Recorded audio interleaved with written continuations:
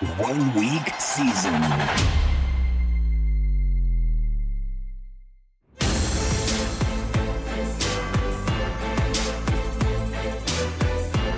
NFL Edge Audio.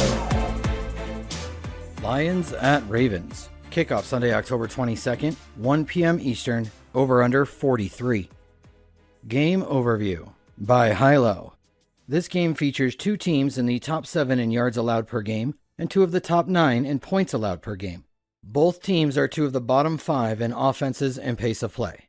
Lions running back David Montgomery has yet to practice this week and appears unlikely to go in Week 7 after suffering a nasty rib injury in Week 6. The Ravens are relatively healthy, if you discount J.K. Dobbins' season-ending injury from earlier in the year, with just linebacker Odafe Owe and safety Marcus Williams not practicing this week, as of Thursday. The Lions have shown a propensity to alter their offensive game plan and game management relative to what the opponent gives them, while the Ravens had remained stagnant in their offensive approach, really not altering a thing unless the opponent forces them to do so. These are two very different approaches in digging beyond the top-level stats. How Detroit will try to win. The Lions are now able to run the offense they have wanted to run for some time under head coach Dan Campbell, which starts with their defense. Their slow pace of play, 30th ranked 30.3 seconds per play, combined with a run-balanced approach and a defense that is now a legitimate top 5 unit, has allowed them to grind out games when required. That said, they are coming off a Week 6 win over the pass-funnel Buccaneers, where they proved they can win through the air when required as well, a game that marked their highest pass rate over expectation value of the season on the backs of 44 pass attempts and just 22 team rush attempts. The Ravens pulled into first in net yards allowed per pass attempt after the Browns took on the 49ers this week, holding opponents to just 4.0 yards per pass attempt this season. Strangely enough, they now present more of a run-funnel matchup than in previous seasons. David Montgomery's likely absence this week dents the potential plan of attack a smidge, but we should expect the Lions to primarily take what their opposition gives them. Furthering that notion are the above-average man coverage rates from the Ravens, against which Josh Reynolds is actually the leading pass catcher for the Lions with an 87.5 receiving grade per PFF and .67 fantasy points per route run against man, also per PFF. It's difficult to say what to expect from a likeliest scenario from the Lions' run game here. Considering David Montgomery is likely to miss Week 7, Jahmyr Gibbs has yet to be trusted with a full workload and is coming off injury, limited in both sessions this week so far as well, and Craig Reynolds is coming off injury, also limited in both sessions this week so far. Best guess here is a backfield tandem split between Reynolds and Gibbs, likely closely mirroring the team's Week 3 split in snap rates at 60-30. The volume expectation is more fragile for this backfield as a whole than we would otherwise expect from a run-balanced offense, considering their tendency to attack an opposition's deficiencies, paired with the fact that both Reynolds and Gibbs are largely unproven at the NFL level. Finally, the Ravens have allowed just one rushing score all season and have held opposing backfields to 4.0 yards per carry on the ground. The pass offense is rounding into form after the return of Jamison Williams and the breakout of rookie tight end Sam Laporta. Amon-Ra St. Brown, Josh Reynolds, and Laporta should be the only near every down pass catchers on a weekly basis, with Khalif Raymond, Marvin Jones Jr., and Williams sharing the remaining snaps as things currently stand. We expect Williams to eventually take over a more robust downfield role, but it remains to be seen if or when that will occur. As mentioned above, none of these players have been truly elite against man coverage this season, with Reynolds leading the way on a per-route basis. Even so, the Ravens are still in zone coverage on 68% of their defensive snaps, meaning the elite traits of St. Brown and Laporta against zone coverage can still translate to success in this spot. Nothing here leaps off the page, but the talent of some of these pieces can always win out in a difficult spot like this. How Baltimore will try to win. The Ravens operate another slow offense, 28th ranked 29.4 seconds per play, albeit with increasing aerial aggression after the injury issues they have dealt with at running back already this season. They have continued to utilize some of the highest 21 personnel rates in the league through fullback Patrick Richard, leaving only rookie wide receiver Zay Flowers and tight end Mark Andrews as every down pass catchers. They have primarily leveraged their defense on the way to a 4-2 record, ranking 4th in opponents' points per game, but just 15th in points scored per game at 22.2. In other words, it's very unlikely that this offense goes out of its way to push for 4 touchdowns or more on a standard week, and their defense has made it so they haven't needed to push that envelope through 6 weeks. The Ravens, in stark contrast to the Lions, also haven't really showed the propensity to open up their offense for the matchup, instead relying on game environment to dictate their aerial aggression. They attempted just 30 passes against the Titans in Week 6, 19 against the Browns in Week 4, 31 in overtime against the Colts in Week 3, 33 against the Bengals in Week 2, and 22 against the Texans in Week 1. In other words, the only time this offense has attempted more than 33 passes in a game this season was a Week 5 loss to the Steelers in Pittsburgh, where they couldn't score after the beginning of the second quarter. The backfield remains a 1-2 punch amongst Gus Edwards and Justice Hill, with the added caveats that Richard is likely to play 30 to 45% of the offensive snaps, depending on the game environment, and that quarterback Lamar Jackson is typically responsible for 10 to 12 carries of his own. Edwards is the back likeliest to see increased snaps and utilization in games the Ravens control, while Hill is the back likeliest to lead the backfield in snaps and opportunities in tighter games or when the Ravens play from behind. Even with the run-balanced approach on offense, carries are typically split amongst both backs and Lamar Jackson, leaving very little room for individual upside to develop in a standard game environment. The matchup on paper is less than ideal against a defense holding opponents to just 3.3 yards per carry, even while allowing 1.45 yards before contact per carry. The pass offense in Baltimore is concentrated amongst its primary two players, and then wide open behind those two. As was mentioned above, Zay Flowers and Mark Andrews are the only two pass catchers to see near every down usage, with Nelson Aguilar, Rashad Bateman, Odell Beckham Jr., Devin Duvernay, and Isaiah Likely all operating as rotational and situational pieces in this offense. And even then, Flowers holds a modest 23.8% targets per route run rate and 8.4 ADOT on 100% route participation. The low expected weekly pass volume has held him to no true blow-up games, even while ranking 12th in the league in receptions with 35 through 6 weeks. Mark Andrews is in the same boat, in a route on 100% of the team's pass plays with 24 receptions through 5 games played, but a low 20.9% targets per route run rate and an 8.1 ADOT. As such, both players should continue to derive most of their value from their ability to find the end zone or through a game environment erupting, an opponent forcing the Rams to pass more. That makes them fairly easy to break down from a fantasy standpoint. If playing Andrews or Flowers, it must be with Lamar Jackson, and strong consideration should also be placed on a game stack on those rosters. Likeliest game flow. Because the Ravens are set in their offensive ways, it will be up to the Lions to push this game environment in Week 7, as it should be for the remainder of the year for any game involving the Ravens. And while the Lions are more adaptable offense of the two, we have an extremely small sample size of the offense in its current state, and an even smaller sample size of the offense against man coverage. That keeps the likeliest scenario outcome from this game environment in the realm of interconference slugfest between two teams that don't see each other all too often, albeit with the caveat that there are enough unknowns between these two franchises that an unforeseen shootout has the chance of developing. For my MME crew, that sounds like a solid bet to make at low ownership on a portion, maybe a small portion, of rosters in play this week.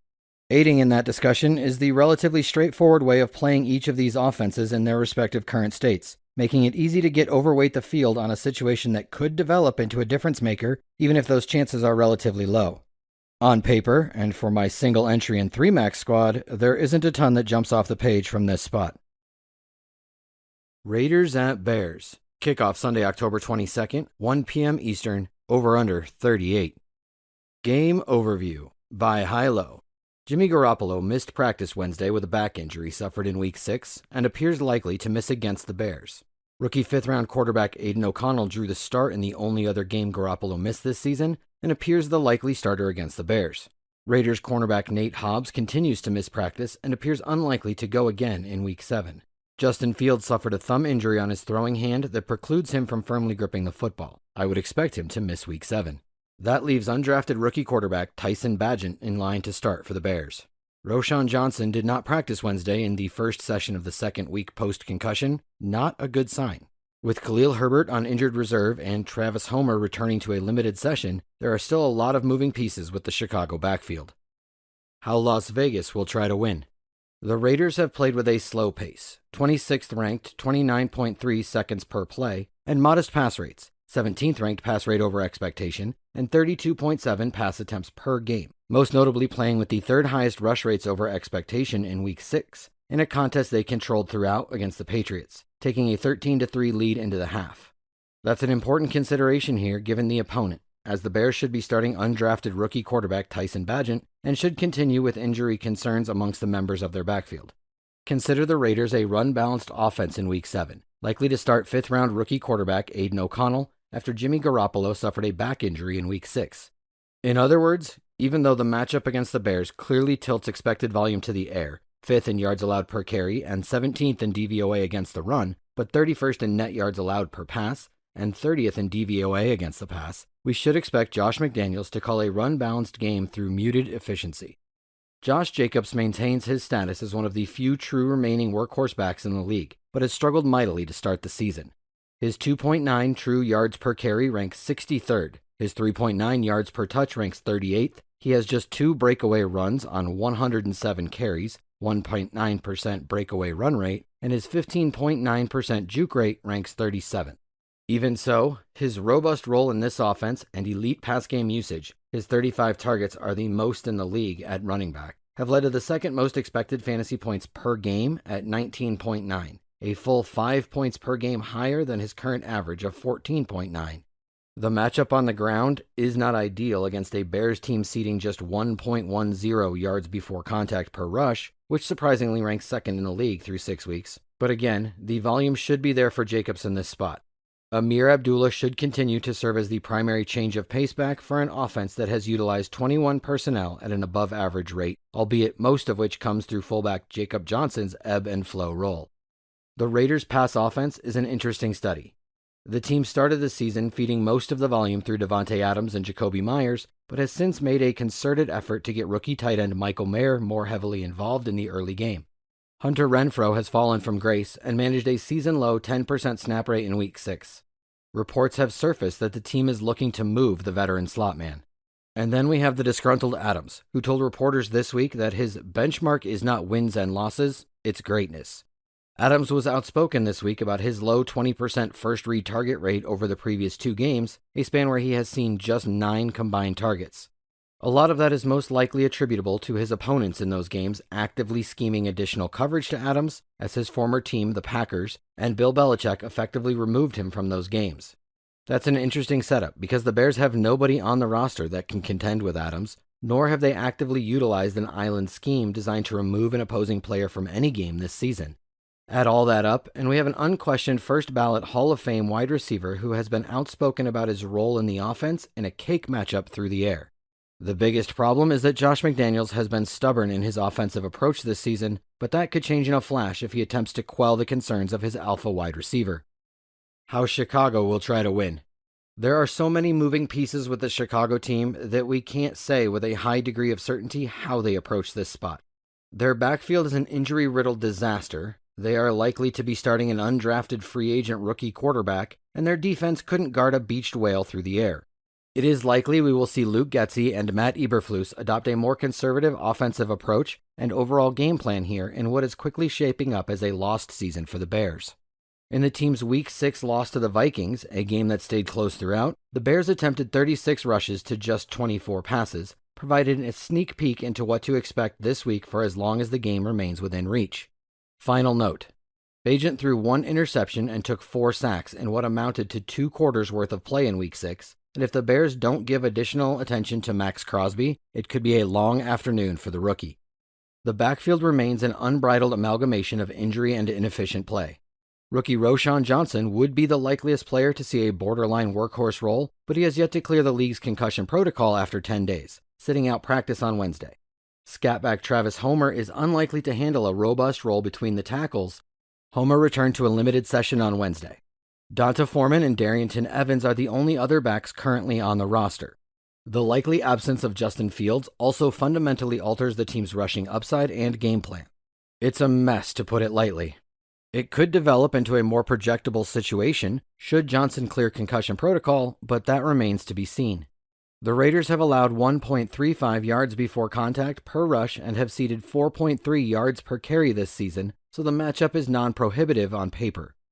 The aerial game remains heavily focused on 2 players, DJ Moore and Cole Kmet, slightly boosting those expectations in a matchup with a Raiders team generating pressure at the 4th lowest rate in the league, 17.4%, and the fact that Bagent will have a full week to prepare for his first NFL start, as opposed to being thrust into action as a backup last week.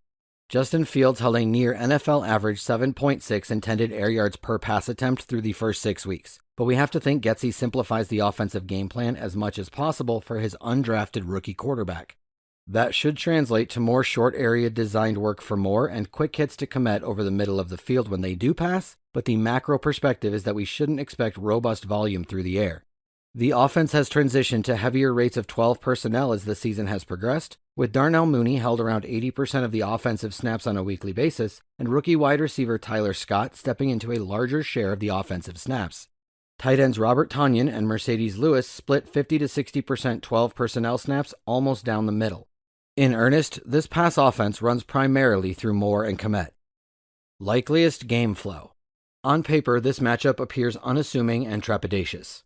That said, Devontae Adams gains particular intrigue on a slate where 30-plus DK point outings are likely to be hard to come by, considering his outwardly expressive uneasiness with his current role in the offense.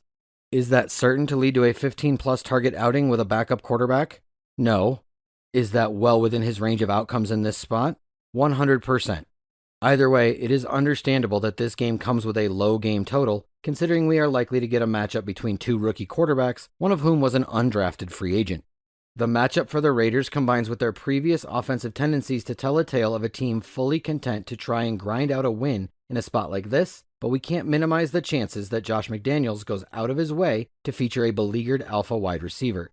This isn't a spot to look to game stack due to the relatively low chances of the game environment erupting, but it could be a spot to hunt for individual upside due to the highly concentrated nature of each offense. A final note here, Josh Jacobs saw a whopping 11 targets in Aiden O'Connell's only other start this season.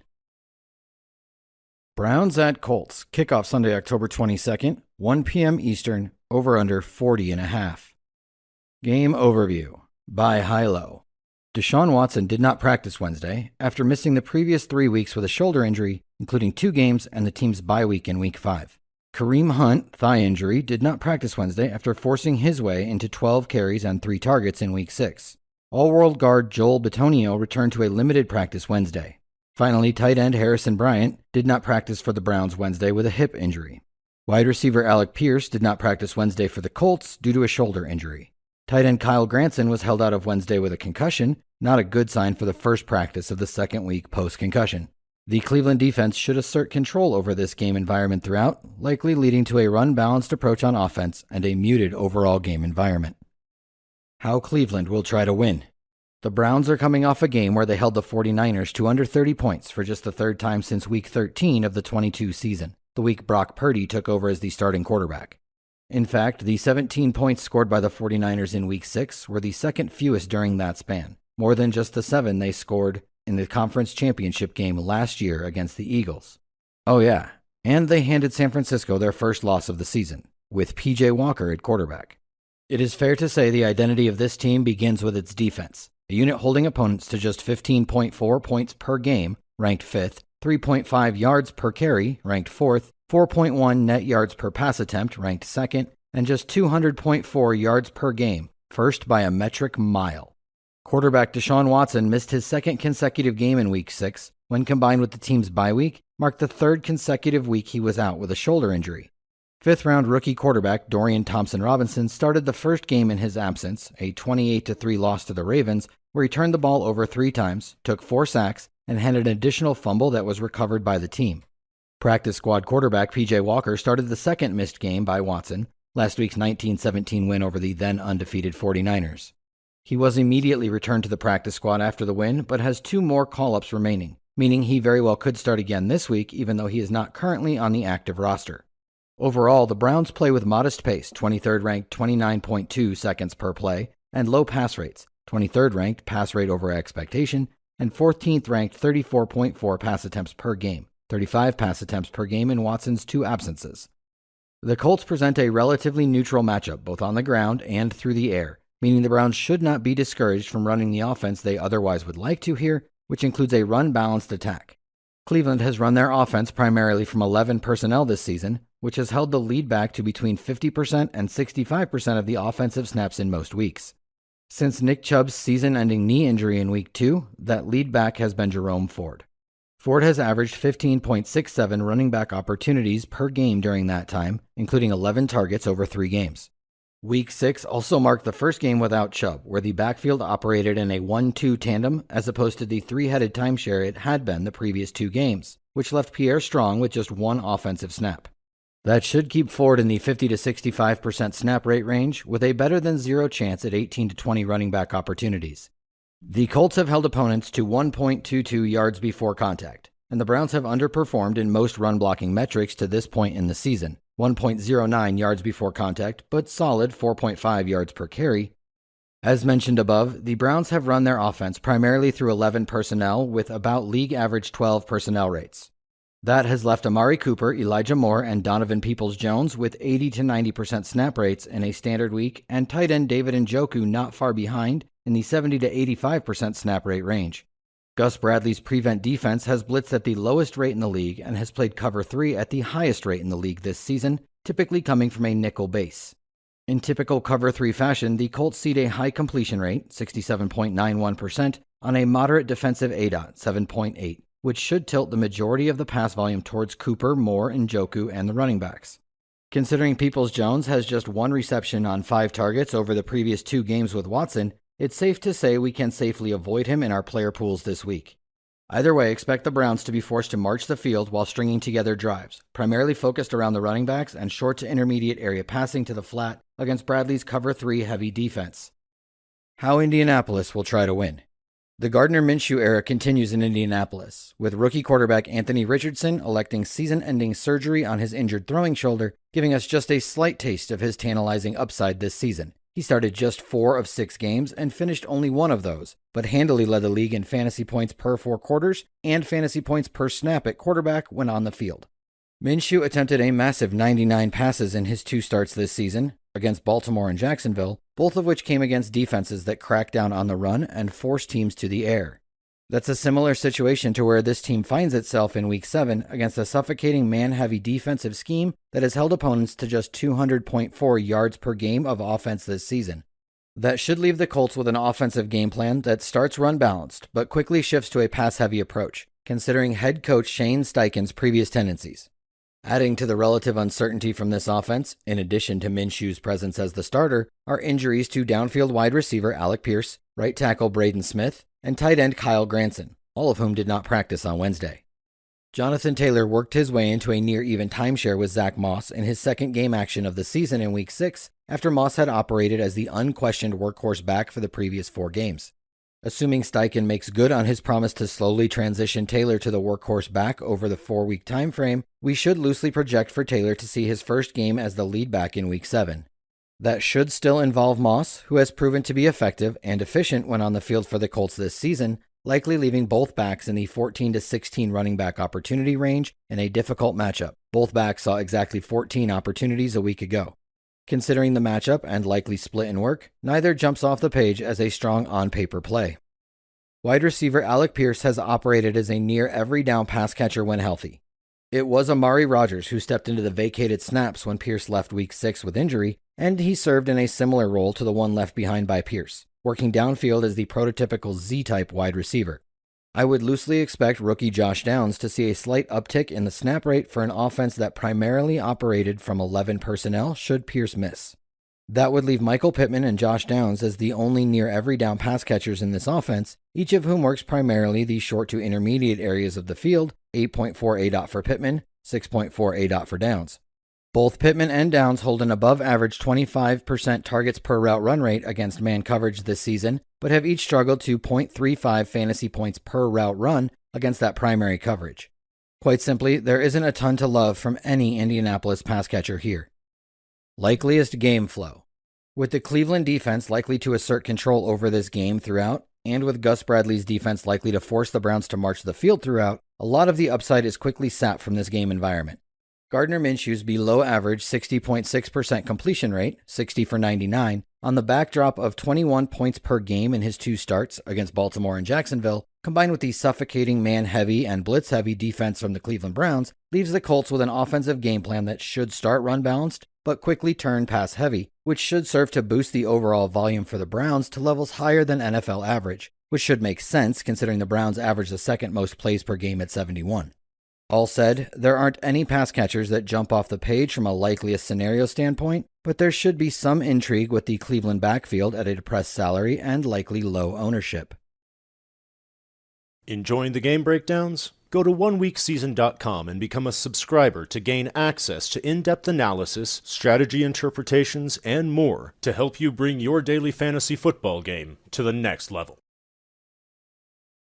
Bills at Patriots. Kickoff Sunday, October 22nd, 1 p.m. Eastern, over-under 40.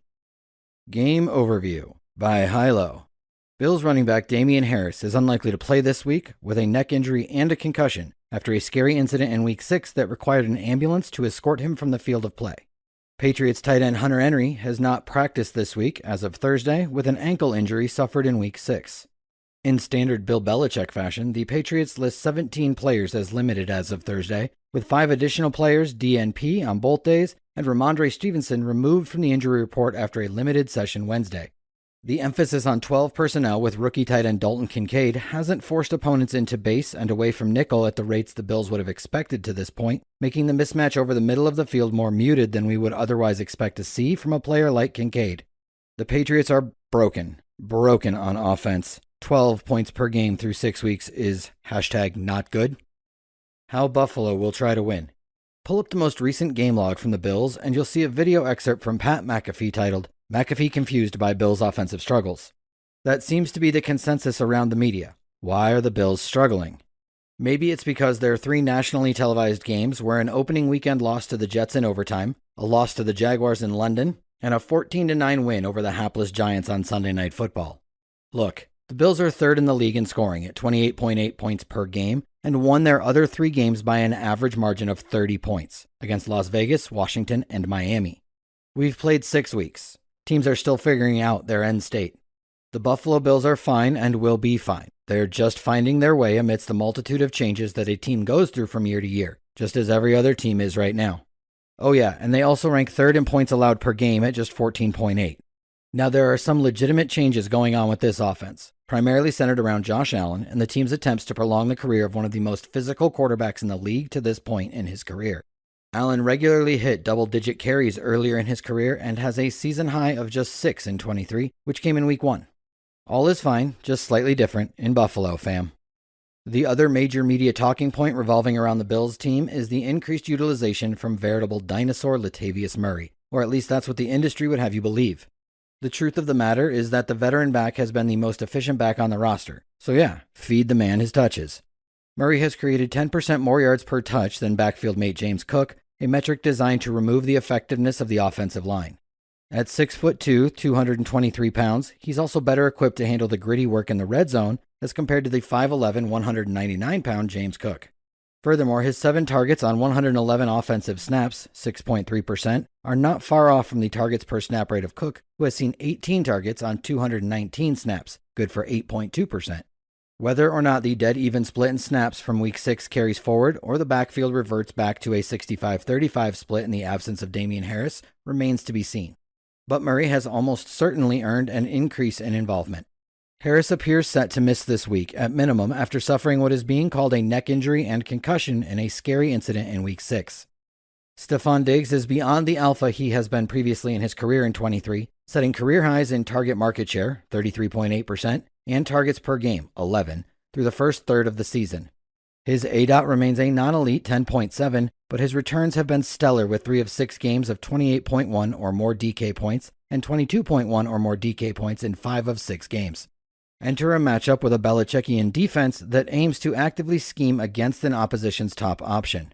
Even so, there aren't many players on this slate that can put up 30-plus DK points, making Diggs completely worth consideration in a perceived difficult spot. That notion is furthered due to the continued injury concerns with the New England secondary. Jonathan Jones has yet to practice this week, while Jack Jones, Jabril Peppers, and Cody Davis have been limited both days of practice.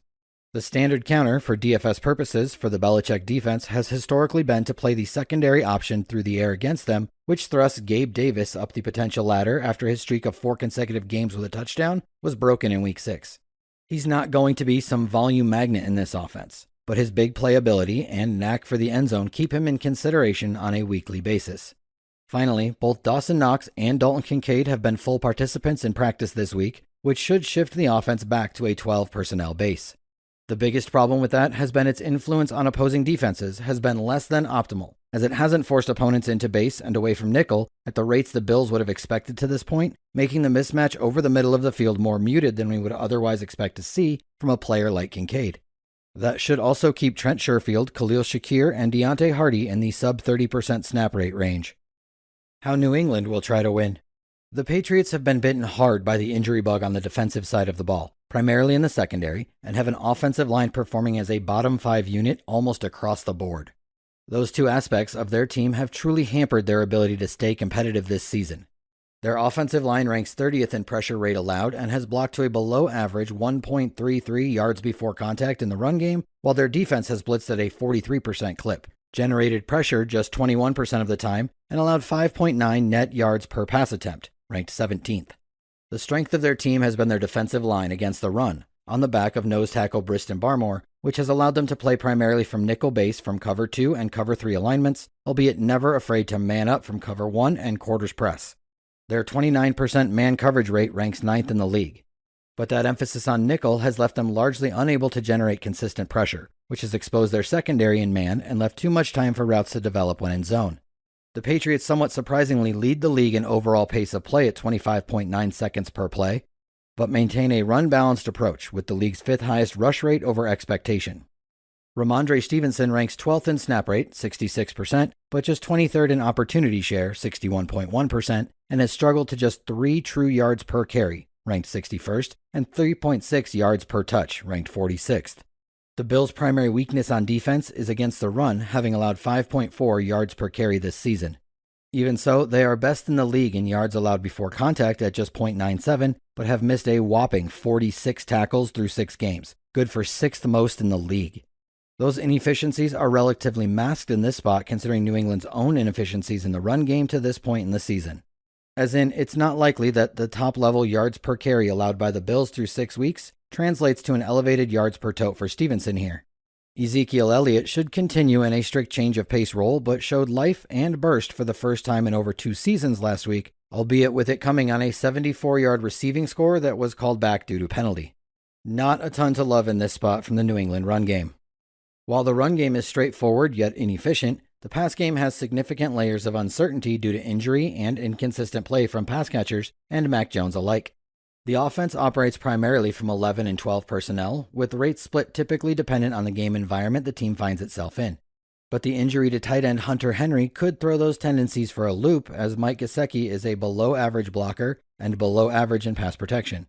Kendrick Bourne and Devontae Parker are the pass catchers likeliest to see a full complement of snaps, but even their individual snap rates have fluctuated wildly this season. Tyquan Thornton and Jalen Reagor were tasked with their first meaningful snap rates in Week 6 after Juju Smith-Schuster, Demario Douglas, and Kayshon Boutte all missed the contest, leaving a wide range of outcomes as far as snap rate expectations go, depending on who makes it back this week. I loosely expect Mike Gesicki to remain in the standard for him 40 to 60% snap rate range should Henry miss, which could vault Pharaoh Brown's snap rate into the meaningful range. Either way, the matchup is brutal. Mac Jones has struggled in his own right and should be under relentless pressure throughout, and the injury concerns leave this pass offense starved of upside. Likeliest game flow. It is likeliest we see the Bills' defense assert their will on the Patriots' offense from the jump, which should allow the Bills to treat this game as another find-yourself matchup where they're able to explore different avenues of exploitation on offense. That should include the same elevated rates of 12 personnel that we have become accustomed to over the first third of the season, which could thrust Gabe Davis and Dalton Kincaid into heavier usage, considering the matchup against a Belichick defense that aims to mute the production of an opponent's top option. In all honesty, Diggs' usage and emphasis in the offense are not likely to be fully muted, considering he has managed to hit 100 receiving yards in 5 of 6 games this season, but it is worth considering as one of the outlets to failure for the top option on one of the teams with the highest Vegas implied team total this week. That discussion gains increased emphasis after this defense held Davante Adams to just 2 receptions on 5 targets in Week 6. That should force the Patriots into increased aerial aggression as the game moves on, which presents more opportunities for the Bills' defense to tee off on an offensive line that ranks 30th in pressure rate allowed. Things look bleak for the Patriots in this one. Commanders at Giants. Kickoff Sunday, October 22nd, 1 p.m. Eastern, over-under 37.5. Game overview by Hilo. New York's offensive line has been decimated by injuries and now will be without Shane Lemieux, who tore his bicep in Wednesday's practice. 4 other offensive linemen did no practice Wednesday: Evan Neal, Matt Pert, John Schmitz, and Andrew Thomas. QB Daniel Jones and running back Saquon Barkley both managed limited sessions Wednesday, most notably placing Daniel Jones in line to potentially make his return from a 1-game absence. That said, Jones was second in line in team throwing drills on both Wednesday and Thursday behind Tyrod Taylor, and he has yet to be cleared for contact. First-round rookie cornerback Emmanuel Forbes was benched in Week 6, but could find himself back in the starting lineup for the Commanders after Kendall Fuller missed practice Wednesday with a knee injury. How Washington will try to win. Washington's 28.9 seconds per play ranks 20th in the league, while their offensive game plans have more or less been fluid from game to game. On the top level, their third-ranked pass rate over expectation hints at a game plan that involves airing it out from the beginning of the game. But this offense is honestly more prone to taking their play calling to the extremes based on the early game environment they find themselves in, as opposed to simply coming out firing through the air from the jump. An inability to consistently sustain drives has led to the Commanders averaging just 62 offensive plays per game, leaving their pass volume, rush volume, and overall play volume highly dependent on game environment, as opposed to them forcing the issue on offense themselves. Offensive line struggles have also contributed heavily to the wide range of outcomes we've seen from this team. They have been all over the map and highly inconsistent overall, narrowly beating the Cardinals in Week 1, erupting against the poor defense of the Broncos in Week 2, getting laughed off the field in a 37-3 loss to the Bills in Week 3, playing a good Eagles team to an overtime loss in Week 4, getting laughed off the field by the Bears of all teams in Week 5, and taking down a gritty Falcons team in Week 6. We've seen it all with this team through 6 weeks. Since this team has primarily played to their opponent to start the season, I would expect a more muted game plan against the reeling Giants that is likely to start with a balanced plan that morphs to the game environment as the game progresses. Helping that likely design is a Giants defense allowing 1.76 yards before contact per carry this season, second worst in the league behind only the Chargers. Furthermore, the typically low red zone touch rates surrendered by Wink Martindale's defense have ballooned to almost 62% through 6 weeks of the 23 season. I don't see anything to classify that shift outside of variance. As in, there's nothing I see from a situational play calling perspective that would explain the increase in red zone touchdown rate allowed. Either way, the Commanders have been one of the most lethal offenses in the red zone with a touchdown rate to match the 62% allowed by the Giants, which should serve to allow the Commanders to remain run-balanced for deeper into the game. Similar to the overall tendencies exhibited by this offense through 6 weeks, the backfield split has been largely up to the game environment the Commanders find themselves in. And that's particularly speaking to the distribution of opportunities and less to the actual snap rate share between lead back Brian Robinson and change of pace back Antonio Gibson, as each is playing fairly consistent snap rates. In games the Commanders are allowed to control on the ground, Brian Robinson has 4 of his 5 touchdowns, Cardinals, Broncos, and Falcons, while he has just 1 touchdown against the Bills, Eagles, and Bears. Even while sharing the backfield with Robinson, Gibson has just 16 carries and 13 receptions through 6 games played, or just under 5 opportunities per game. He should remain off our radar for the time being. The pass offense has quite honestly been maddening to this point in the season behind an offensive line allowing the 4th highest pressure rate in the league, behind just the Seahawks, Giants, and Patriots. Even through the ineffective play from the offensive line, Sam Howell has not been terrible in his first true stint as the starting quarterback in this offense. His 7.8 intended air yards per attempt ranks 15th in the league, while attempting the 5th most passes with the 8th most air yards. Turnovers have been the primary concern with Howell, having thrown more interceptable passes, 11, than touchdowns, 9, while also losing a fumble. When Howell is able to diagnose a defense and get rid of the football, he has been an above-average quarterback, even when pressured. 4th best completion rate when under pressure, 11th best accuracy rating when under pressure. That's important against the Giants because of Wink Martindale's elevated blitz rates and due to the sheer number of sacks Howell has taken this season. In other words, we could see a wide range of outcomes resulting from the elevated blitz rates from Martindale here. Either they get home and start disrupting drives against a sack-prone quarterback, or Howell is able to get the ball out with a high degree of accuracy and chew up the second level from the Giants, and everything in between. The Commanders have run primarily from 11 and 12 personnel dependent on game flow this season, with Terry McLaurin, Jahan Dotson, and Logan Thomas the near every down pass catchers, and Curtis Samuel the slot man that also sees schemed usage. The Giants have been in man coverage at the 5th highest rate in the league this season, against which the leading receiver for the Commanders is actually Curtis Samuel, lols, with 4.9 fantasy points per route run and a 70.9 receiving grade against man coverage this season, both of which lead the team. From a micro matchup perspective, McLaurin could return an elite fantasy score against Deonte Banks and Trey Hawkins after seeing double-digit targets twice in the previous 3 games, assuming Adoree Jackson misses with a neck injury. Jackson got in a limited session Wednesday but could miss Week 7 due to the nature of his injury. How New York will try to win. The Giants finally gave us some semblance of predictability with how they want to run their offense moving forward in Week 6. Saquon Barkley returned from an extended absence due to an ankle injury to a 78% snap rate after getting as high as 97% in Week 2 prior to the injury. Darius Slayton operated in a tick below every down role as an 87% snap rate in that game. Wan'Dale Robinson and Darren Waller have maintained consistent roles, with Robinson the slot wide receiver who sees short area schemed usage, and Waller the every down tight end who also holds a 100% route participation rate. Rookie wide receiver Jalen Hyatt saw a career-high 73% snap rate and was in on a route on over 80% of the team's pass plays. But what really jumped out was the lack of participation from players behind that core, as Paris Campbell didn't see the field and Sterling Shepard played just 1 offensive snap, condensing this offense into something more consistent and projectable. Finally, Isaiah Hodgins saw just 18 offensive snaps, good for a small 23% snap rate. That's important information considering a modestly paced offense, 17th ranked 28.6 seconds per play, that carries a run-balanced approach, 8th highest rush rate over expectation, a solid 65.5 offensive plays per game, and a middling 33.7 pass attempts per game. Beyond that, one thing has remained consistent for the Giants. Their offensive line has been putrid this season. Shane Lemieux tore his bicep in practice Wednesday, while 4 other linemen did not practice: Evan Neal, Matt Pert, John Schmitz, and Andrew Thomas. This comes a week after Justin Pugh was signed off his couch to play meaningful snaps for the Giants. Not good, Bob. Saquon Barkley is one of the true workhorse running backs remaining in the league when healthy. He returned from a lengthy absence to play 60 offensive snaps in his first game back, indicating an eventual return to true workhorse status is likely on the horizon.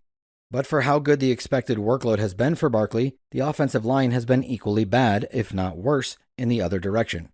New York's offensive line has blocked to 1.33 yards before contact, while the Commanders surrender 1.49 yards before contact, 4th worst in the league. So the matchup isn't all doom and gloom.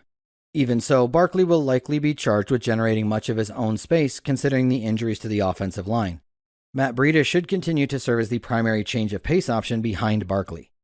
As we covered above, the pass offense finally has some degree of concentration and certainty, assuming, a big if to be honest, what we saw in Week 6 carries forward for this team. Based on previous tendencies and head coach Brian Daboll's history, I tentatively expect those trends to remain consistent as the year progresses. That should leave Darren Waller, Saquon Barkley, Darius Slayton, Jalen Hyatt, and Wan'Dale Robinson as the primary contributors through the air on a weekly basis, but not necessarily in that order. Tyrod Taylor honestly gives this offense the best chance of working beyond 5 yards downfield, dropping numerous passes in the breadbasket in his spot start in Week 6. Even so, his 6.4 intended air yards per pass attempt this season barely surpasses the 6.3 of Daniel Jones, but the former's 50% deep ball completion percentage dwarfs the 18.2 deep ball completion percentage of Jones this season. The low intended air yards per pass attempt values from both quarterbacks are more likely an indicator of the struggles of the offensive line than it is a nod to the quarterbacks themselves. That is unlikely to improve drastically against the swarming defensive front of the Commanders, although Washington has been absolutely gashed by perimeter receivers this season. A good chunk of that damage has come when directed towards 2023 first-round cornerback Emmanuel Forbes, who was benched in Week 6. Forbes could be called on again in Week 7, considering Kendall Fuller did not practice to start the week with a knee injury. If Fuller is out and Forbes is thrust back into the starting lineup, we could see some fireworks deep from the speed of Slayton and Hyatt. Likeliest game flow. As you probably got the sense of while reading through that, this game carries a fairly wide range of outcomes that is almost entirely up to the Giants to decide on offense. The Commanders are simply content playing whatever game is brought to them as far as aggression goes, meaning they will very infrequently be the driving force behind game environments this season, at least for now, or until something changes. So does Daboll come out firing, attempting to save his season after a gross loss on national television, where a miscommunication with his veteran backup quarterback cost them the game, or does he try to ride Saquon on his way to a divisional slugfest? No idea, but either is certainly on the table here. There are pieces of each offense that can succeed should these teams square up for a shootout, primarily being Terry McLaurin, Darius Slayton, Jalen Hyatt, and Brian Robinson, likely in that order for my personal interest in pieces from this game. All four of those players have clear-ish paths to 25 plus DK points on a slate where those scores could be hard to come by. The Falcons at the Buccaneers. Kickoff Sunday, October 22nd at 1 p.m. Eastern with an over-under of 37. Game Overview by Pappy. This is a weak game environment for DFS. The small total has been bet down early in the week. This game has a lot of real-life importance. The Buccaneers should come out throwing, but that doesn't mean they will. The Falcons' backfield work and tight end work are timeshare scenarios. Drake London is severely mispriced for being a talented wide receiver 1. How Atlanta will try to win. The 3-3 Falcons come into Week 7 off a disappointing 24-16 loss to the Commanders. Despite sporting a minus 21-point differential, the .500 Falcons are only half a game back in what promises to be another year of ineptitude from the NFC South. No one is ever out of the NFC South. Okay, maybe the 0-6 Panthers are out. But one of the other three teams isn't going to need much better than a break-even record to win the division. The head-to-head winners of the Falcons, Bucs, and Saints have a huge edge in a bad division, making each of these games highly important from a real-life football perspective. Arthur Smith has turned the Falcons into a team with one of the clearest identities in the league. They have the lowest pass rate over expectation in the league, preferring to ride their strong O-line, 5th ranked per PFF, by pounding Bijan Robinson and Tyler Algier at the opposition. The Buccaneers have been above average against the run and pass, but spectacular against neither. The Falcons are a do-what-we-do team anyway. There isn't anything in the matchup that would tilt them away from the ground game. Although they love to run, the Falcons play at an above-average pace, 11th, and have used no huddle at one of the top rates in the league. Those two statistics don't gel with the ground-and-pound, control-the-clock Falcons. When looking a little deeper, the all-run, no-fun Falcons look more game-flow dependent than they are typically considered. The Falcons' pass attempt totals in their 3 wins have been 18, 32, and 37. In their 3 losses, those figures have been at 38, 31, and 47. The 31 pass attempt loss came against Jacksonville in a game where the Falcons only ran 53 plays. The Falcons want to run the ball, but they are much more willing to cut bait and throw than they were last season. They don't seem to throw more based on matchup, only based on the scoreboard. Predicting a high pass attempt game is predicting that the Falcons are losing. Expect a typical smash-mouth game plan for the Falcons, with the caveat that they will try to catch up through the air if they fall behind. How Tampa Bay will try to win. The 3-2 Bucs come into Week 7 fresh off a 20-6 loss to the Lions, a game in which the outcome never felt in doubt. The Bucs have wins against the Vikings, Bears, and Saints, and 2 multiple-score losses against the Eagles and Lions. They have the feel of a team that is good enough to beat weak competition, but not good enough to play with the better teams in the league. That's not the worst spot to be in when you play in the NFC South, and in a year that was expected to be a rebuilding season after the departure of Tom Brady. The Bucs are playing at an average pace, 15th, rather than the lightning speed they moved at under Brady. Despite their mid-range pace and above-average no-huddle rate, the Bucs have run the 7th fewest plays per game. The Bucs are middle of the pack in PROE, 13th, and pass rate, 15th. They are remarkably average. With the departure of Brady, the Bucs lost their identity as a fast-moving, passing team and are staying balanced while they try to figure out what works. The Falcons are quickly becoming a pass funnel. They've been solid against the run, 9th in DVOA, but hurt through the air, 29th in DVOA. The Bucs have been one of the most balanced teams in the league in terms of how they want to attack, but they've been far more effective throwing the ball than running. The Bucs' O-line is solid, ranked 10th by PFF, but they're a better pass-blocking unit, highlighted by tackles Tristan Wirfs and Luke Godecki's excellent play. Todd Bowles is not an overly sharp coach, and there is a chance that he won't adjust for the matchup, staying balanced. However, there is also a chance he realizes that the Bucs' strength on offense aligns with the Falcons' weakness on defense, and he comes out firing. Even if the Bucs come out balanced, they've been a figure-out-what-works-in-a-game type team, and there is a good chance passing is what works this week. Expect the Bucs to pass more than normal, even if they don't come out with a pass-first game plan. Likeliest game flow. This game has a miserable total, 37. That has amazingly been bet down 1.5 early in the week. This game is expected to be a battle between a team who wants to run the ball at the highest rate in the league, unless forced to catch up, and a team that is balanced and might not come out firing against a Falcons' weak pass defense. The spread is under a field goal, so the expectation is this game stays close, which would mean that the Falcons run, and run some more against the Bucs' above-average rush defense. If the Bucs don't adjust to a pass-heavy approach this week, they'll end up wasting a lot of plays smashing into the Falcons' solid run defense with their sorry run game. That type of game would result in both sides chewing clock with a lot of inefficient 3-yard runs, which, based on the total and spread, is the most likely outcome. Enjoying the game breakdowns? Go to oneweekseason.com and become a subscriber to gain access to in-depth analysis, strategy interpretations, and more to help you bring your daily fantasy football game to the next level. The Steelers at the Rams. Kickoff Sunday, October 22nd at 4:05 p.m. Eastern, with an over-under of 44. Due to time constraints, the audio for this write-up is not available. Please go to oneweekseason.com to read the full write-up for this game. The Cardinals at the Seahawks. Kickoff Sunday, October 22nd at 4:05 p.m. Eastern, with an over-under of 44.5. Game Overview by Mike Johnson. After a promising start to the 2023 season, Arizona has had a rough 3-game stretch where they have lost their last 3 games by an average of nearly 17 points. Seattle lost a close one in Cincinnati last week following their Week 5 bye, and now sit at 3-2 as they play their first home game in nearly a month. Seattle's offensive line is getting healthier, and they appear to be moving towards a 3-wide receiver base set, with Jackson Smith-Njigba's role growing coming out of their Week 5 bye.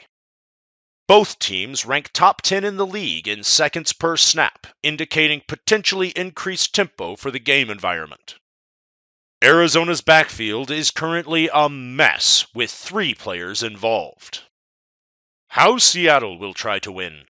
Arizona came blazing out of the gates, surprising the naysayers with competitive one-score losses the first 2 weeks of the season to the Commanders and Giants, and then following that up with an emphatic home win over the previously rolling Cowboys.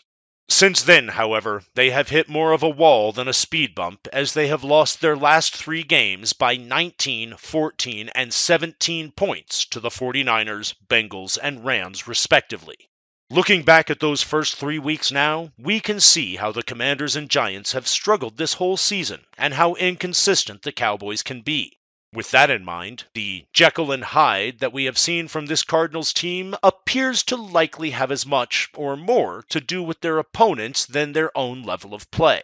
Said another way, they are closer to the bottom-tier team we expected coming into the season than the surprisingly competitive team that they had spun the narrative into to start the year. The Cardinals had Kyler Murray return to practice this week, but Josh Dobbs will still start at quarterback for at least another week or 2. Dobbs, like Murray, presents a running threat that defenses must account for from the quarterback position and adds an extra dimension to the offense. He has at least 40 rushing yards in 4 of 6 games so far this season.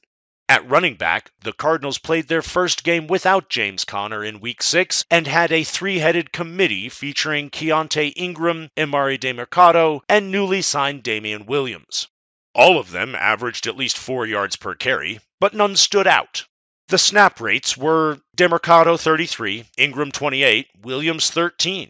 The opportunity, carries plus targets, counts were Ingram 12, Williams 9, Demercado 3. The Cardinals do have the league's 8th-ranked DVOA rushing offense, but a lot of that has to do with the contributions from Dobbs. This week, they face a Seattle run defense ranked 1st in the NFL in DVOA and yards per carry allowed, while ranking 3rd in PFF run defense grade. Looking at those statistics for the Seahawks defense along with the uncertainty in the Cardinals' backfield, it is hard to expect much offensive success on the ground for Arizona. That could be a problem for the Cardinals as they rank 31st in the NFL in pass rate over expectation. The Cardinals have been conservative all year, and they will almost certainly approach this game that way to start. But the loss of Connor along with an imposing run defense does not bode well for early offensive success in this game.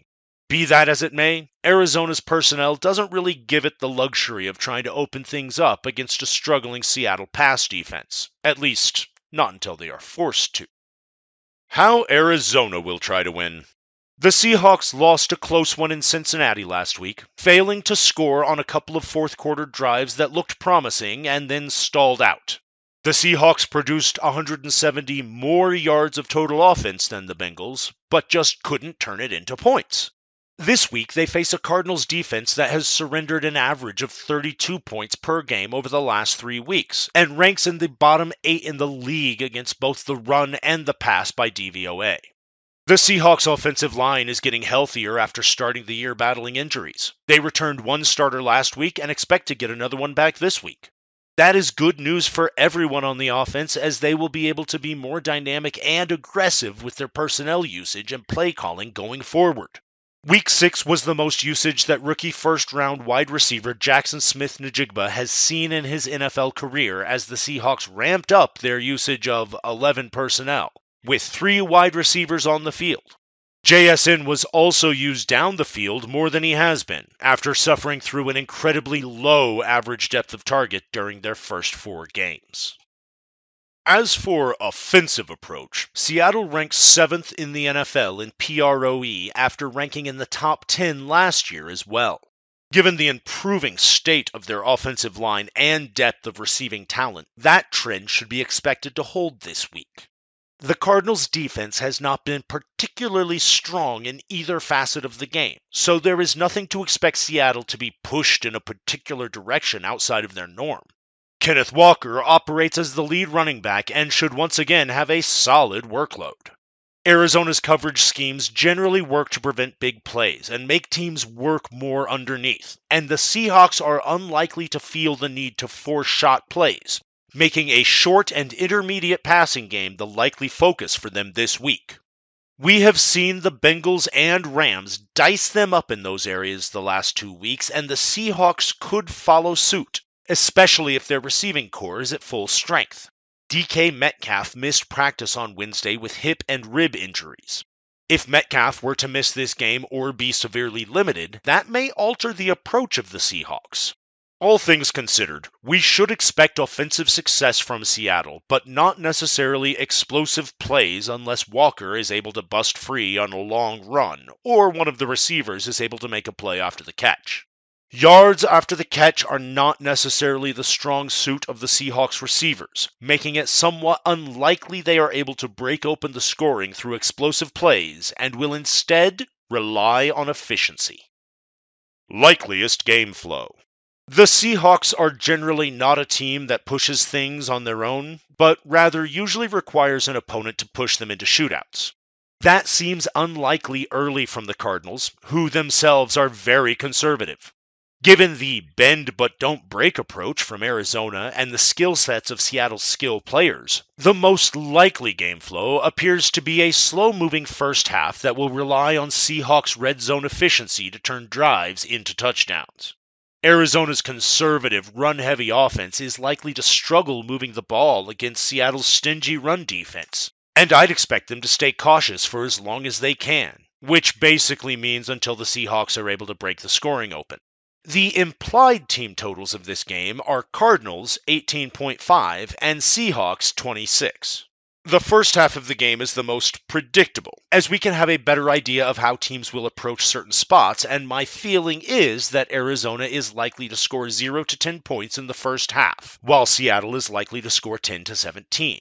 Obviously, those are just guesses, but it seems like a pretty thin needle to thread for the Cardinals to score 2 touchdowns or have 3 scoring drives, and Seattle's conservative offense seems unlikely to post 3 touchdowns in the first half. The path to this game taking off would likely include either the Cardinals getting a big player turnover in the first half that lets them get out to a lead, or the Seahawks managing to get to 20 points in the first half, which would then force Arizona to air it out. The Packers at the Broncos. Kickoff Sunday, October 22nd at 4:25 p.m. Eastern, with an over-under of 45. Game Overview by Mike Johnson. This game's total is shockingly the second highest on the Week 7 main slate, as many of the higher-end teams are on bye or playing in primetime games. Denver's defensive metrics look terrible for the season, but they are coming off a game in which they looked solid against Patrick Mahomes and the Chiefs. Green Bay has a 2-3 record and is coming off its bye week hoping to be healthier and more explosive offensively. Rumors are swirling around the Broncos of a potential fire sale and full-scale rebuild. Green Bay has 5 consecutive very winnable games on its schedule starting with this week and needs this game to build momentum for a playoff run. These teams rank 29th and 32nd in the NFL in plays per game, respectively. How Green Bay will try to win. The Packers have a 2-3 record through 5 games and enter this week off their much-needed bye. They have battled injuries, particularly on the offensive side of the ball, and are looking to get back on track as they pursue a playoff berth in their first season without Aaron Rodgers. The Packers were trounced by the Lions in a Thursday night game in Week 4 and did the trouncing against the Bears in Week 1. Otherwise, they have played 3 very competitive games with a late comeback win over the Saints, a last-minute field goal loss to the Falcons, and a fourth-quarter loss to the Raiders. On the road, in Denver, we can reasonably expect the Packers not to get blown out, but we also have to question whether they can separate from them on the road.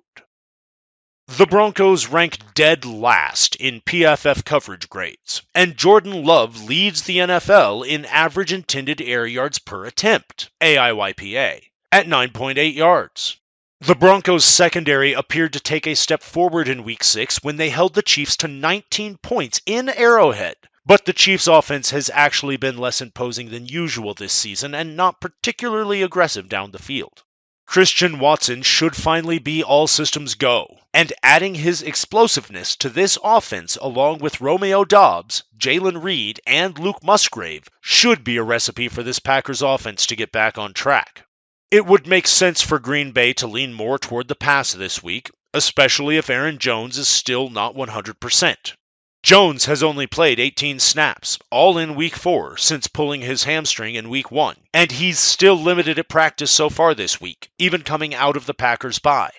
A.J. Dillon has been one of the least impressive running backs in the league so far this year, and the other Packers' backs have not done anything with their opportunities. Green Bay ranks 12th in the NFL in pass rate over expectation, and that figure has come with Watson playing in only 2 games. We should expect that number to hold or ramp up coming out of the bye week, as the coaching staff will have had time to assess what is working and what isn't and make adjustments. Green Bay ranks 27th in rushing offense DVOA and 26th in PFF run blocking grade. Meanwhile, the Packers rank 5th in the NFL in yards per pass attempt and 4th in PFF pass blocking grade. They did have some trouble with Max Crosby and the Raiders in Week 5, but this week they face a Broncos team that ranks 31st in the NFL in pressure rate. Therefore, we should expect Love to feel more comfortable in this game and be able to make some plays. How Denver will try to win. Denver's offense continues to disappoint for the second year of the Russell Wilson era, but they have at least produced respectable point totals in 4 of their first 6 games. Denver notably failed to score 20 points in a game for most of 2022, but it has reached that threshold in 4 of 6 games so far this season. The 2 times they failed were in divisional games against the Raiders and Chiefs, with the Chiefs debacle happening last week when Kansas City got on the board for the first time with just over 6 minutes remaining in the game. The Broncos now enter a Week 6 home game with home fans getting restless and rumors swirling about Sean Payton tearing everything down for a complete rebuild as the trade deadline looms just a couple of weeks away. Wilson still doesn't look like the player we saw during his Seattle days. but I was surprised to see that he actually ranks 7th in the NFL in QB rating. Considering how the Broncos have looked this season, especially against good competition, this makes me question the ratings process as much as anything.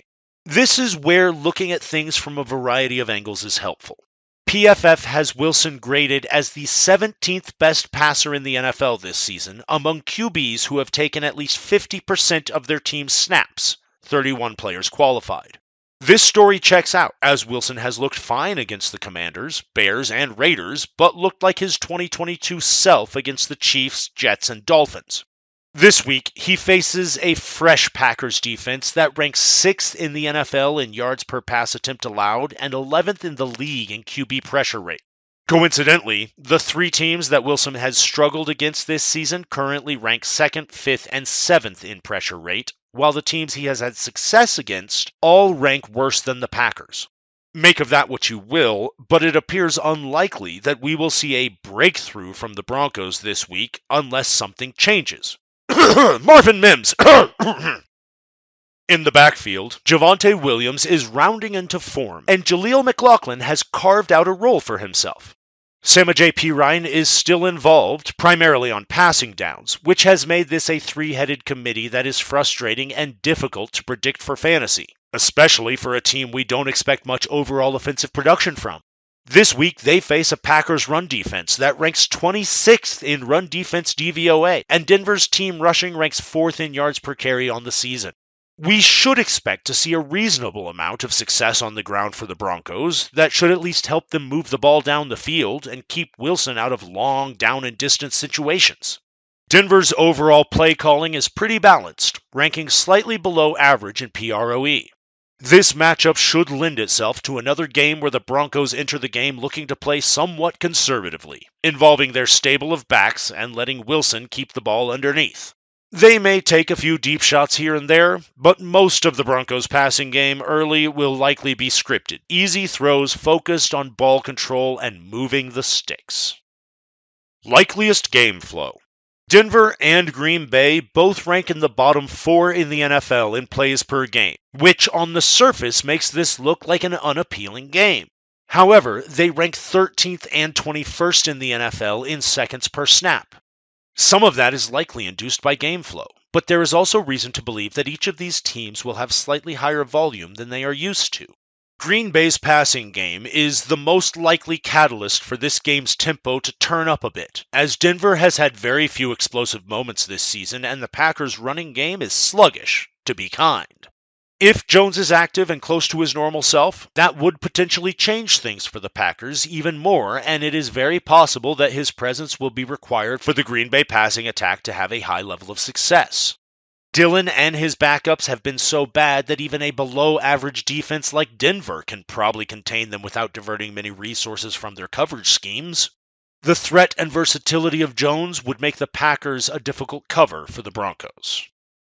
All things considered, this game is likely to be fairly competitive, with both teams scoring around 20 points. The Broncos only had higher scoring games against the Bears and Commanders, who both rank among the worst pass defenses in the league. Green Bay is formidable in that area, and we shouldn't expect a huge performance in this one, although the Broncos should at least be able to move the ball and score some points after scoring on only 2 possessions in their last 6 quarters of football. Green Bay will have to be the straw that stirs this drink if we want to see an exciting game, although I will add the caveat that the dynamics around this game, with Green Bay coming off a bye trying to jumpstart its season and Denver circling the drain and pointing fingers at each other, has the potential for the Packers to spring to a big victory in Denver the way they did in Chicago to start the season. Enjoying the game breakdowns? Go to oneweekseason.com and become a subscriber to gain access to in-depth analysis, strategy interpretations, and more to help you bring your daily fantasy football game to the next level. The Chargers at the Chiefs. Kickoff Sunday, October 22nd at 4:25 p.m. Eastern, with an over-under of 48. Game Overview by Mike Johnson. Kansas City has the opportunity to take full control of the AFC West and separate themselves with a victory this week. The Chargers have lost 3 games by a combined 8 points, with the opposing team having their winning score come in the last 2 minutes 30 seconds of regulation or overtime in every instance. The Chiefs have a significant rest advantage in this game as they played last Thursday night, while the Chargers are playing on a short week after a home loss on Monday night against Dallas. Kansas City's offense has not been as good as advertised this year, scoring at a much lower clip and moving the ball with less efficiency than we have seen in years past. Both offenses rank in the top 5 in the NFL in situation-neutral pass rate. How Los Angeles will try to win. The Chargers continue to be the Chargers, finding new and uninspiring ways to lose games in 2023. Through 6 weeks, the Chargers have already had their bye and have a 2-3 record, with all 3 losses happening at the end of games and being losses of 3 points or less. The Chargers' offense has been solid most of the year, scoring 24 or more points in every game but one, but their defense has struggled and not allowed them to turn their points into wins. Star running back Austin Eckler returned to the lineup following the team's Week 5 bye and had a solid but not spectacular outing against the Cowboys on Monday night. Los Angeles plays at a brisk pace, with the 4th fewest seconds per play in the league through 5 weeks, and ranks 5th in the NFL in pass rate over expectation. Now that Eckler has returned, it is possible that the Chargers will return to a more balanced offensive approach, especially since they are struggling to replace Mike Williams, who was lost for the season with a knee injury in their receiving corps.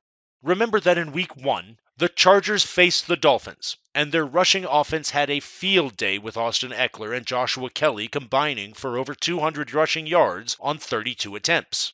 Given their success in that game, along with the Chiefs' defense being stronger against the pass than they are against the run, it would not be shocking for offensive coordinator Kellen Moore to lean on his offensive line and running game more in this spot. The Chiefs rank in the top 6 in the NFL in pass defense DVOA and opponents' yards per pass attempt, while ranking worse than 20th in run defense DVOA, yards per carry allowed, and PFF run defense grade.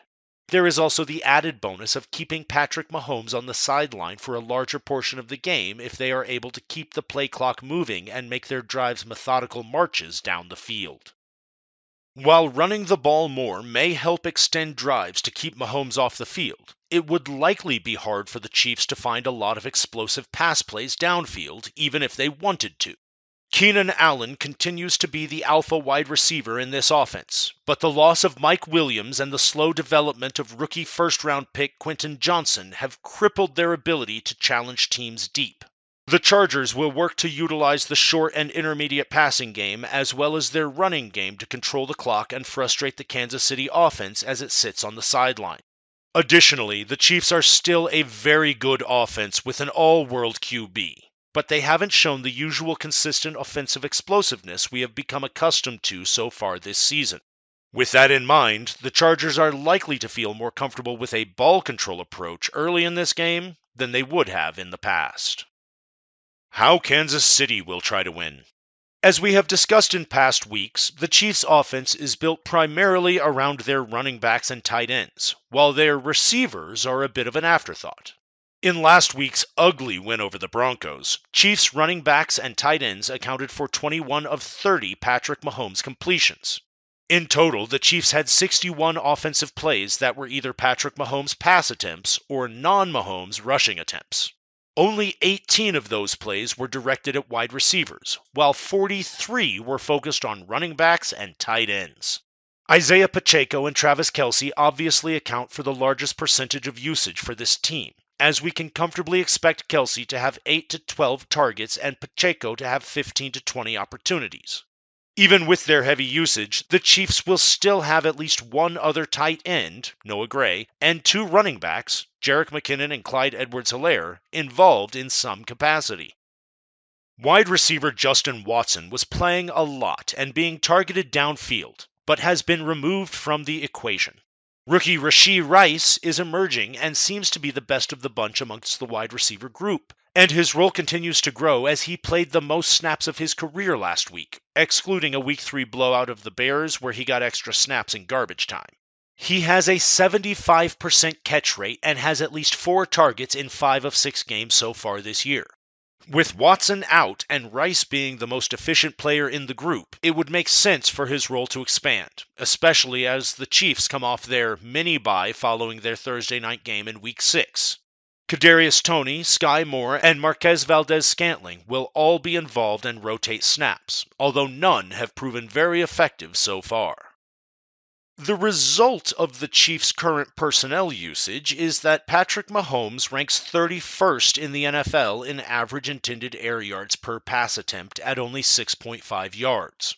A large portion of his passes have been targeted within a couple of yards of the line of scrimmage, and this previously explosive Chiefs offense has only 2 games with over 300 passing yards from Mahomes this season.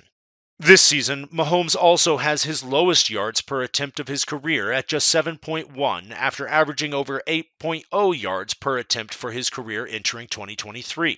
The Chargers' defense has struggled to different degrees and at different times this season against both the pass and the run. The Chiefs are unlikely to approach this game shifting gears from what they have been doing, as they should believe they can be effective and move the ball against Los Angeles, and they trust their defense more than they have in past years. Pacheco and Kelsey will likely be the focal points once again, with an increase in Rice's role potentially opening up the offense a bit from what we have seen to date. Likeliest game flow. These teams have had some very high-scoring games over the years, but this Chiefs defense is a different animal than it has been for most of the Patrick Mahomes era. The Chiefs have only allowed an opponent to score 20 offensive points once this season. The Lions scored 21 but had a pick 6, and the Jets scored 20 but had a safety, and have held half of their opponents to 10 points or less. Granted, their schedule has not been overly imposing, as they have picked on the Broncos, Jets, and Bears. The Chargers' offense is much better than those teams, but is relatively similar on paper to the Lions and Jaguars, who scored 14 and 9 offensive points respectively against Kansas City. With that in mind, it feels like this game has a lot of paths to being played in the low 20s rather than breaking into a shootout, as we have seen in past years. The Chargers are likely to execute a more conservative game plan based on the combination of a good and physical Chiefs defense and a less imposing than normal Chiefs offense. The Chiefs seem relatively content to win ugly at this point, clearly having a sole focus on winning games rather than flexing their offensive muscles. Kansas City is less mistake-prone and has Patrick Mahomes while also having a better and more physical defense. Those factors make it likely that this game stays within a score or the Chiefs get out to a lead. Neither team has shown a great willingness to push the ball down the field, and their personnel is not really built to do so consistently, so longer drives are likely to be required in order for these teams to score. This game's most likely outcome would appear to be similar to the Chargers game against the Cowboys last week, a 20-17 Dallas win. Or the Chiefs game against the Vikings a couple of weeks ago, a 27-20 Chiefs victory. There is always room for upside in a game with 2 quarterbacks of this caliber, but it will take some explosive plays from these teams that we haven't seen much of this year, and or regression from the Chiefs defense to make that happen.